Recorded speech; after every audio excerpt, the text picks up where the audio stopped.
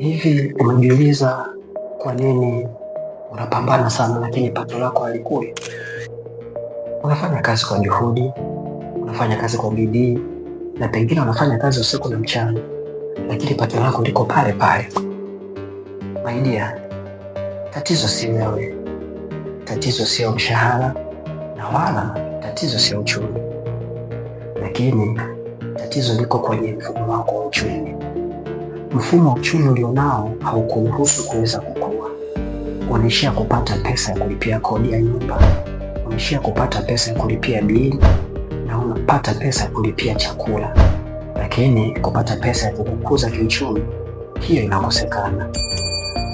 Najua unatamani kukua kiuchumi, unatamani kubadilisha pato lako na kulikuza pato lako, lakini nikwambie tu waziwazi, huwezi kukuza pato lako wala huwezi kukua kiuchumi kama bado utaendelea na mfumo wako wa uchumi ulionao. Badili sasa mfumo wa uchumi ulionao ili uweze kuyafikia mafanikio yako kiuchumi, ili uweze kubadilisha mfumo wako wa kipato na uweze kukuza kipato chako.